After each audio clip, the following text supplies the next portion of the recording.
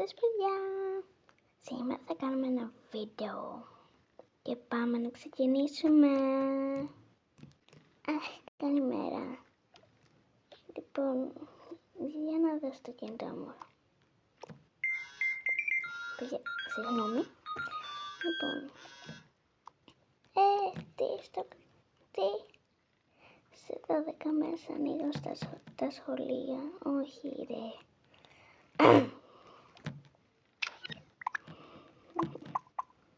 Δεν θέλω να πάω σχολείο. Πρέπει να το πω στις αδελφές μου. Θα με κυνηγάνε στο σπίτι στο τέλος. Αναγκαστικά πρέπει να το πω. Όμως πρώτα ας ετοιμαστούμε.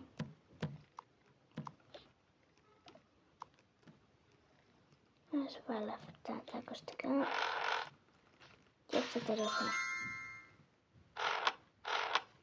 Λοιπόν, Νίκη, ξύπνα. Τι έγινε?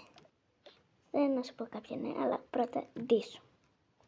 Οκ, σε περιμένω στο δωμάτιο μου. Λοιπόν, ετοιμάστηκα. Έλα, ήρθα. Σε 12 μέρες θα αρχίσω τα σχολεία και πρέπει να ετοιμαστούμε. Να είμαστε έτοιμες.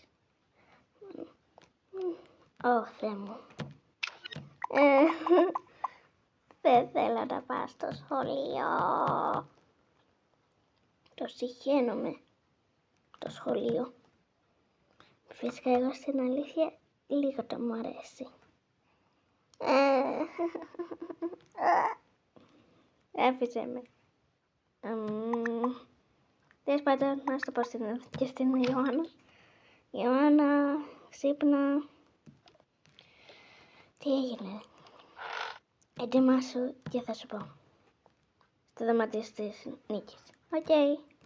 Ωραία, ήρθα. Γιατί κλαίει η Νίκη? Γιατί θα ανοίξουν σε 12 μέρες τα σχολεία.